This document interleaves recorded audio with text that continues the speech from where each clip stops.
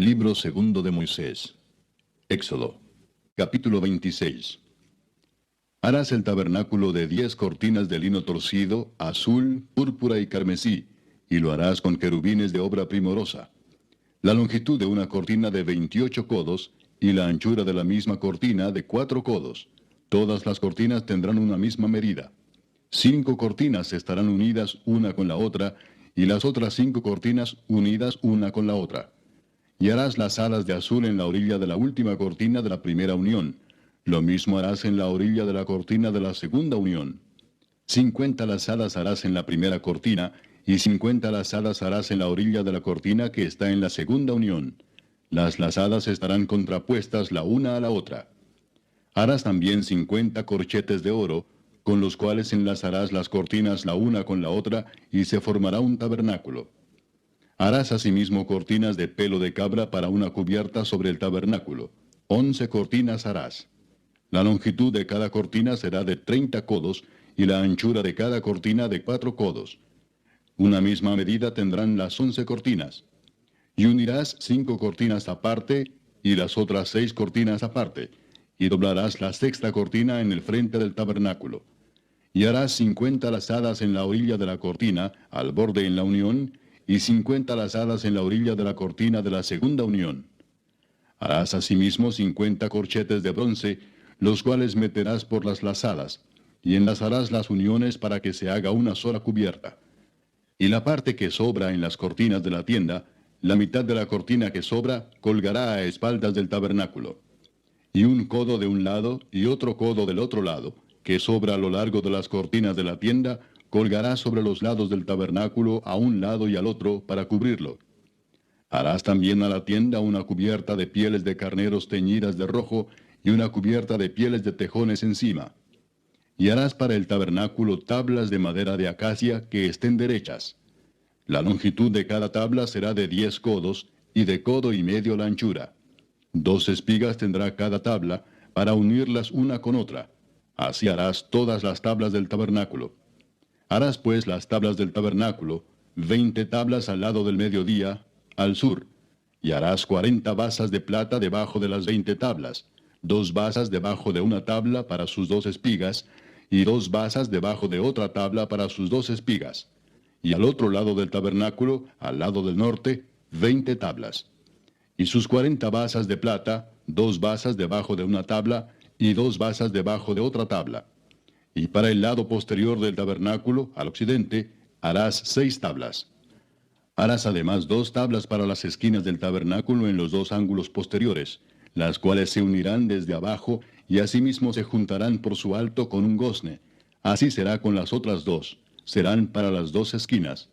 De suerte que serán 8 tablas, con sus basas de plata, 16 basas. 2 basas debajo de una tabla, y 2 basas debajo de otra tabla. Harás también 5 barras de madera de acacia para las tablas de un lado del tabernáculo, y 5 barras para las tablas del otro lado del tabernáculo, y 5 barras para las tablas del lado posterior del tabernáculo, al occidente. Y la barra de en medio pasará por en medio de las tablas, de un extremo al otro. Y cubrirás de oro las tablas, y harás sus anillos de oro para meter por ellos las barras. También cubrirás de oro las barras. Y alzarás el tabernáculo conforme al modelo que te fue mostrado en el monte. También harás un velo de azul, púrpura, carmesí y lino torcido. Será hecho de obra primorosa con querubines. Y lo pondrás sobre 4 columnas de madera de acacia cubiertas de oro, sus capiteles de oro sobre basas de plata. Y pondrás el velo debajo de los corchetes, y meterás allí, del velo adentro, el arca del testimonio, y aquel velo os hará separación entre el lugar santo y el santísimo.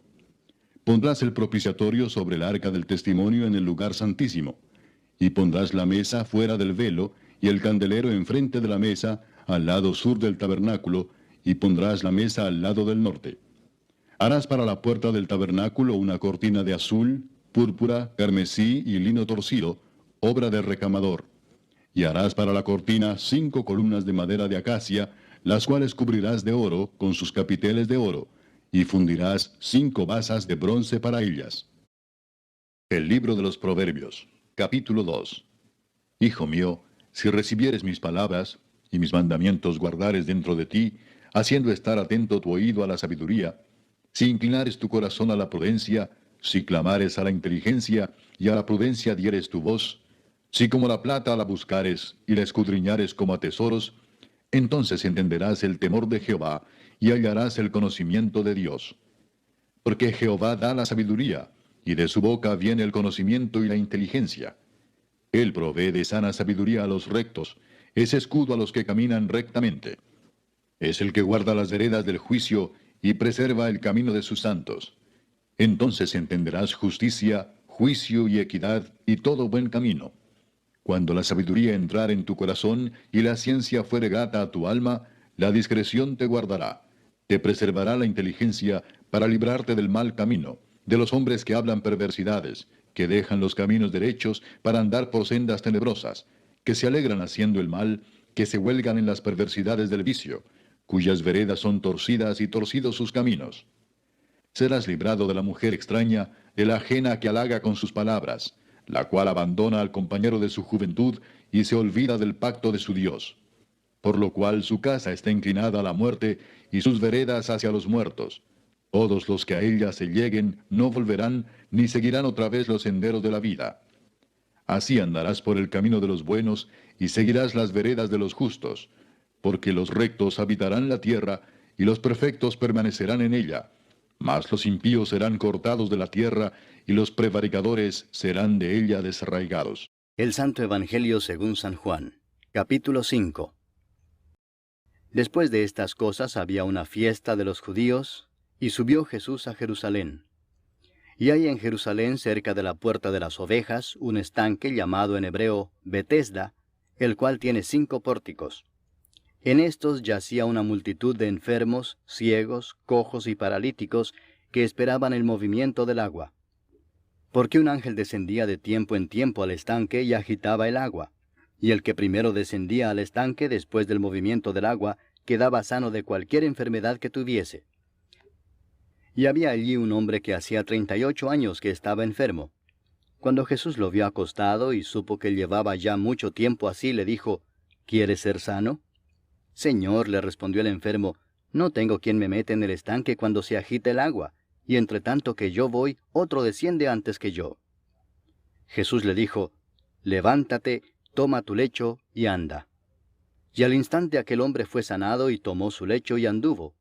Y era día de reposo aquel día. Entonces los judíos dijeron a aquel que había sido sanado, es día de reposo, no te es lícito llevar tu lecho. Él les respondió, el que me sanó, él mismo me dijo, toma tu lecho y anda. Entonces le preguntaron, ¿quién es el que te dijo, toma tu lecho y anda? Y el que había sido sanado no sabía quién fuese, porque Jesús se había apartado de la gente que estaba en aquel lugar. Después le halló Jesús en el templo y le dijo, mira, has sido sanado, no peques más para que no te venga alguna cosa peor. El hombre se fue y dio aviso a los judíos que era Jesús el que le había sanado. Y por esta causa los judíos perseguían a Jesús y procuraban matarle, porque hacía estas cosas en el día de reposo. Y Jesús les respondió, mi Padre hasta ahora trabaja, y yo trabajo. Por esto los judíos aún más procuraban matarle, porque no solo quebrantaba el día de reposo, sino que también decía que Dios era su propio Padre, haciéndose igual a Dios. Respondió entonces Jesús y les dijo, de cierto os digo, no puede el Hijo hacer nada por sí mismo, sino lo que ve hacer al Padre, porque todo lo que el Padre hace, también lo hace el Hijo igualmente. Porque el Padre ama al Hijo y le muestra todas las cosas que Él hace, y mayores obras que éstas le mostrará, de modo que vosotros os maravilléis. Porque como el Padre levanta a los muertos y les da vida, así también el Hijo a los que quiere da vida. Porque el Padre a nadie juzga, sino que todo el juicio dio al Hijo, para que todos honren al Hijo como honran al Padre. El que no honra al Hijo, no honra al Padre que le envió. De cierto os digo, el que oye mi palabra, y crea al que me envió, tiene vida eterna, y no vendrá a condenación, mas ha pasado de muerte a vida. De cierto os digo, viene la hora y ahora es, cuando los muertos oirán la voz del Hijo de Dios, y los que la oyeren vivirán. Porque como el Padre tiene vida en sí mismo, así también ha dado al Hijo el tener vida en sí mismo, y también le dio autoridad de hacer juicio por cuanto es el Hijo del Hombre.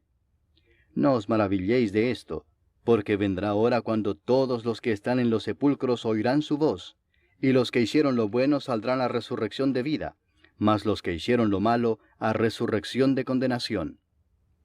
No puedo yo hacer nada por mí mismo, según oigo, así juzgo, y mi juicio es justo, porque no busco mi voluntad, sino la voluntad del que me envió, la del Padre. Si yo doy testimonio acerca de mí mismo, mi testimonio no es verdadero. Otro es el que da testimonio acerca de mí, y sé que el testimonio que da de mí es verdadero. Vosotros enviasteis mensajeros a Juan, y él dio testimonio de la verdad. Pero yo no recibo testimonio de hombre alguno, mas digo esto para que vosotros seáis salvos. Él era antorcha que ardía y alumbraba, y vosotros quisisteis regocijaros por un tiempo en su luz. Mas yo tengo mayor testimonio que el de Juan, porque las obras que el Padre me dio para que cumpliese, las mismas obras que yo hago, dan testimonio de mí, que el Padre me ha enviado. También el Padre que me envió ha dado testimonio de mí. Nunca habéis oído su voz, ni habéis visto su aspecto, ni tenéis su palabra morando en vosotros, porque a quien él envió, vosotros no creéis. Escudriñad las Escrituras, porque a vosotros os parece que en ellas tenéis la vida eterna, y ellas son las que dan testimonio de mí, y no queréis venir a mí para que tengáis vida. Gloria de los hombres no recibo, mas yo os conozco que no tenéis amor de Dios en vosotros. Yo he venido en nombre de mi Padre y no me recibís. Si otro viniere en su propio nombre, a ese recibiréis. ¿Cómo podéis vosotros creer, pues recibís gloria los unos de los otros, y no buscáis la gloria que viene del Dios único? No penséis que yo voy a acusaros delante del Padre. ¿Hay quien os acusa? Moisés, en quien tenéis vuestra esperanza. Porque si creyeseis a Moisés, me creeríais a mí, porque de mí escribió él. Pero si no creéis a sus escritos, ¿cómo creeréis a mis palabras? La epístola del apóstol San Pablo a los Gálatas. Capítulo 1. Pablo, apóstol no de hombres ni por hombre, sino por Jesucristo y por Dios el Padre que lo resucitó de los muertos, y todos los hermanos que están conmigo, a las iglesias de Galacia, gracia y paz sean a vosotros, de Dios el Padre y de nuestro Señor Jesucristo, el cual se dio a sí mismo por nuestros pecados, para librarnos del presente siglo malo, conforme a la voluntad de nuestro Dios y Padre, a quien sea la gloria por los siglos de los siglos. Amén. Estoy maravillado de que tan pronto os hayáis alejado del que os llamó por la gracia de Cristo para seguir un evangelio diferente. No que haya otro, sino que hay algunos que os perturban y quieren pervertir el evangelio de Cristo. Mas si aún nosotros, o un ángel del cielo, os anunciare otro evangelio diferente del que os hemos anunciado, sea anatema. Como antes hemos dicho, también ahora lo repito, si alguno os predica diferente evangelio del que habéis recibido, sea anatema. Pues, ¿busco ahora el favor de los hombres o el de Dios? ¿O trato de agradar a los hombres? Pues si todavía agradara a los hombres, no sería siervo de Cristo. Mas os hago saber, hermanos, que el evangelio anunciado por mí no es según hombre, pues yo ni lo recibí ni lo aprendí de hombre alguno, sino por revelación de Jesucristo. Porque ya habéis oído acerca de mi conducta en otro tiempo en el judaísmo, que perseguía sobremanera a la iglesia de Dios y la asolaba. Y en el judaísmo aventajaba a muchos de mis contemporáneos en mi nación, siendo mucho más celoso de las tradiciones de mis padres. Pero cuando agradó a Dios, que me apartó desde el vientre de mi madre y me llamó por su gracia, revelar a su Hijo en mí, para que yo le predicase entre los gentiles, no consulté enseguida con carne y sangre, ni subí a Jerusalén a los que eran apóstoles antes que yo, sino que fui a Arabia y volví de nuevo a Damasco. Después, pasados 3 años, subí a Jerusalén para ver a Pedro y permanecí con él 15 días, pero no vi a ningún otro de los apóstoles, sino a Jacobo, el hermano del Señor. En esto que os escribo, he aquí delante de Dios que no miento. Después fui a las regiones de Siria y de Cilicia, y no era conocido de vista a las iglesias de Judea que eran en Cristo. Solamente oían decir, aquel que en otro tiempo nos perseguía, ahora predica la fe que en otro tiempo asolaba. Y glorificaban a Dios en mí.